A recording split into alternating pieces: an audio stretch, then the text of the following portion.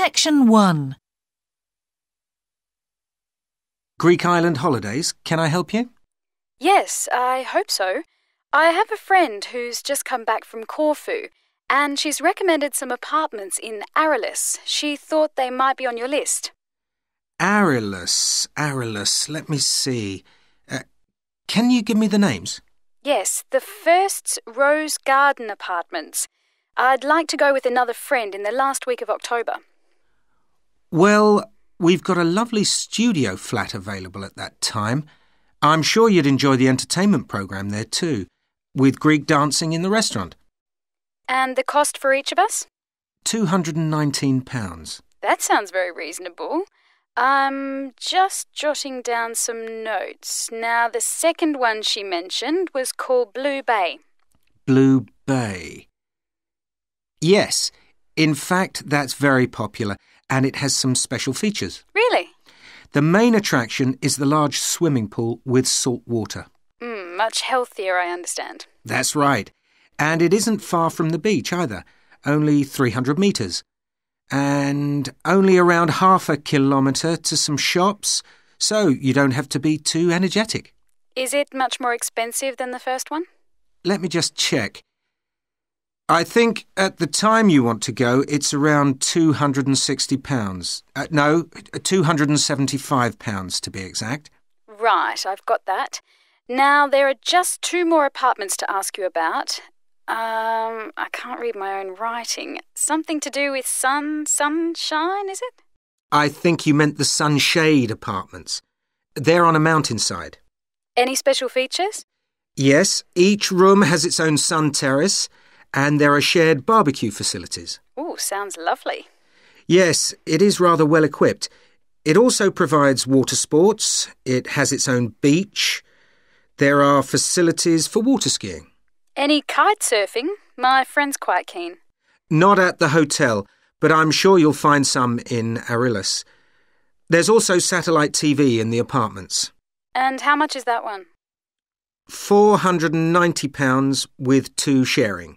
You mean £245 each? I'm afraid not. Each person has to pay that amount, and there must be at least 2 in an apartment. Oh, I don't think that would be within our budget, unfortunately. And the last one sounds a bit expensive too. The Grand? Actually, it's quite reasonable. It's an older style house with Greek paintings in every room and a balcony outside. Sounds nice. What are the views like?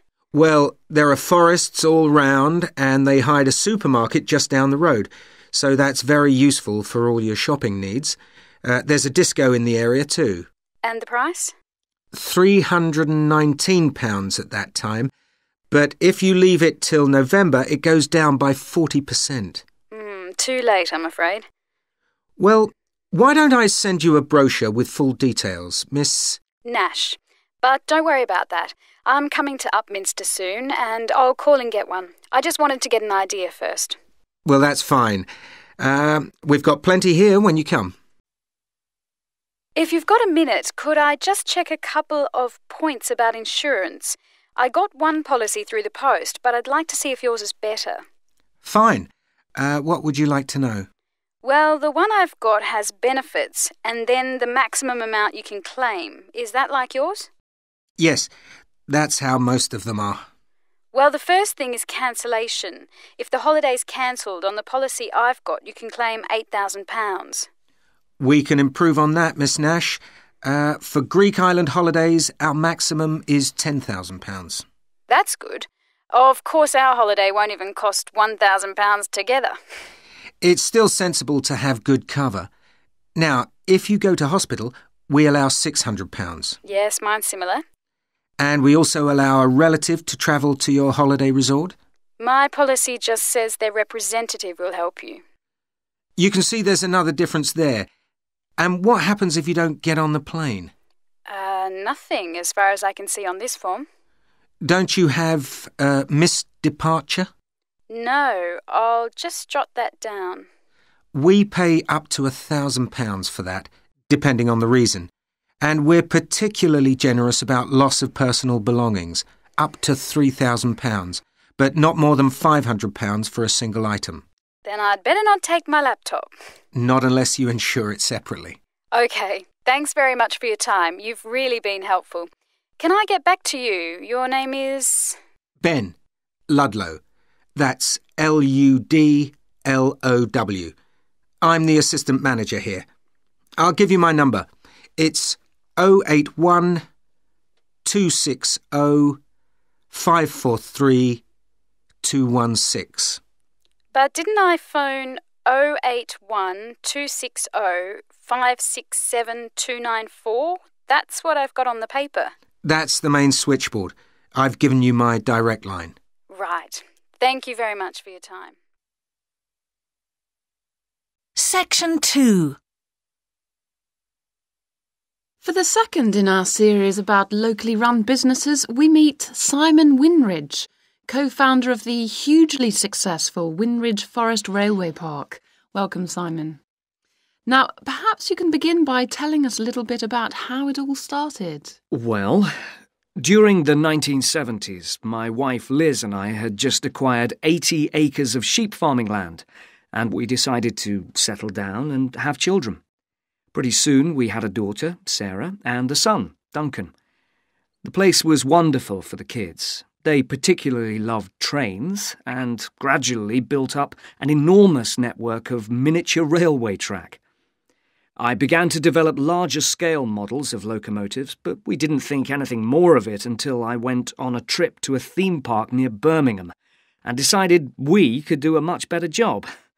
So we set up a small one ourselves, based on the miniature railway, and we opened to the public for just a month that year, 1984, in July, our driest month, because our children said they didn't want our guests to have a miserable wet visit. I dealt with park business and Liz carried on with the farm work. It soon became clear that we were onto a winner. We began to extend the railway track and lay it among more interesting landscape by planting trees, which in turn attracted more wildlife, and by making cuttings through the rock. Nowadays, we're open all year round, and we're pleased to say that Winridge is one of the most popular visitor attractions in the area, with 50,000 visitors a year. 1.5 million people have been through our doors since we opened. All these visitors mean we have had to expand our operation, and it's now a truly family concern. I'm near to retirement age, so I only concern myself with looking after the mechanical side of things, keeping the trains going. Liz now devotes all her energies to recruiting and supporting the large squadron of workers, which keep the place running smoothly. We're really pleased that, after some years away teaching, Sarah has now returned to the park and makes sure the visitors are kept fed and watered, which keeps her pretty busy, as you can imagine. Our son Duncan has been a stalwart of the park for the last 10 years, taking over from me in the area of construction. And I'll say a little bit more about that in a moment. And his new wife, Judith, has also joined the team in charge of retail. That's becoming a tremendous growth area for us. A lot of people want to buy souvenirs. Mm-hmm. So have you finished your development of the site for the moment? Not at all. We're constantly looking for ways to offer more to our visitors. The railway remains the central feature, and there's now 1.2 kilometres of the line laid, but we'd like to lay more. Because of the geology of the area, our greatest problem is digging tunnels, but we're gradually overcoming that. We're also very pleased with a new installation of the go-kart arena, which is 120 square metres in area. Again, the problem is the geology. We had to level the mounds on the track for safety reasons. We wanted to enable 5 to 12-year-olds to use the go-karts. And the main attraction here is the Formula One kart. We've known fights to break out over who gets it. And then, finally, to our most recent development, which is the landscape swimming pool. Section 3. Ah, Caroline. Come on in, sit down. Thanks. So how's the dissertation planning going? Well, Dr. Shulman, I'm still having a lot of trouble deciding on a title. Well, that's perfectly normal at this stage. And this is what your tutorials will help you to do. Right. What we'll do is jot down some points that might help you in your decision. First of all, you have chosen your general topic area, haven't you? Yes, it's the fishing industry. Oh, yes, that was one of the areas you mentioned. Now, what aspects of the course are you good at? Well, I think I'm coping well with statistics, and I'm never bored by it. Good. Anything else? Well, I found computer modelling fascinating. I have no problem following what's being taught, whereas quite a few of my classmates find it difficult. Well, that's very good. Do you think these might be areas you could bring into your dissertation? Oh, yes, if possible. It's just that I'm having difficulty thinking how I can do that. You see, I feel I don't have sufficient background information. I see. Well, do you take notes? I'm very weak at note-taking. My teachers always used to say that. Well, I think you really need to work on these weaknesses before you go any further. What do you suggest? Well, I can go through the possible strategies with you and let you decide where to go from there. Okay, thanks. Well, some people find it helpful to organize peer group discussions. You know, each week a different person studies a different topic and shares it with the group. Oh, right. It really helps build confidence. Yeah. You know, having to present something to others. I can see that. The drawback is that everyone in the group seems to share the same ideas. They keep being repeated in all the dissertations. Okay. You could also try a service called Student Support. It's designed to give you a structured program over a number of weeks to develop your skills. Sounds good. Yes. Unfortunately, there are only a few places. But it's worth looking into. Yes, of course. I know I've got to work on my study skills. And then there are several study skills books you can consult. Right. They'll be a good source of reference. But the problem is, they are sometimes too general. Yes, that's what I've found. Other than that, I would strongly advise quite simple ideas, like using a card index. Well, yes, I've never done that before. It's simple, but it really works because you have to get points down in a small space. Another thing I always advise is don't just take your notes and forget about them. Read everything 3 times. That'll really fix them in your mind. Yes. I can see it'd take discipline, but... Well, if you establish good study skills at this stage, they'll be with you all your life. Oh, yes, I completely agree. It's just that I don't seem to be able to discipline myself. I need to talk things over. We'll be continuing these tutorials, of course. Let's arrange next month's now. Let's see. I can see you virtually any time during the week starting the 22nd of January. What about the 24th? I'm free in the afternoon. Sorry, I'm booked then. What about the following day? The Thursday? Yeah? I can make the morning. Fine. We'll go for the 25th then. That's great. Thanks. Section 4. Good morning. In the last few lectures, I've been talking about the history of domestic building construction. But today, I want to begin looking at some contemporary experimental designs for housing. So, I'm going to start with a house which is constructed more or less under the ground. And one of the interesting things about this project is that the owners, both professionals but not architects, wanted to be closely involved, so they decided to manage the project themselves. Their chief aim was to create somewhere that was as environmentally friendly as possible. But at the same time, they wanted to live somewhere peaceful. They'd both grown up in a rural area and disliked urban life. So the first thing they did was to look for a site, and they found a disused stone quarry in a beautiful area. The price was relatively low, and they liked the idea of recycling the land, as it were. As it was, the quarry was an ugly blot on the landscape, and it wasn't productive any longer either. They consulted various architects and looked at a number of designs before finally deciding on one. As I've said, it was a design for a sort of underground house, and it was built into the earth itself, with 2 stories.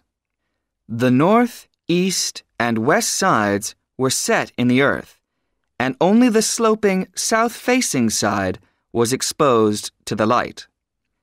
That was made of a double layer of very strong glass.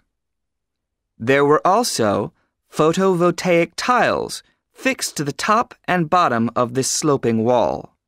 These are tiles that are designed to store energy from the sun, and the walls had a layer of foam around them too to increase the insulation.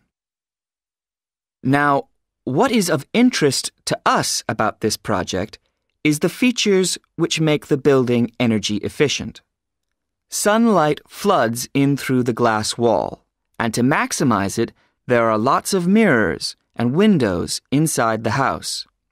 That helps to spread the light around. So that's the first thing. Light is utilized as fully as possible.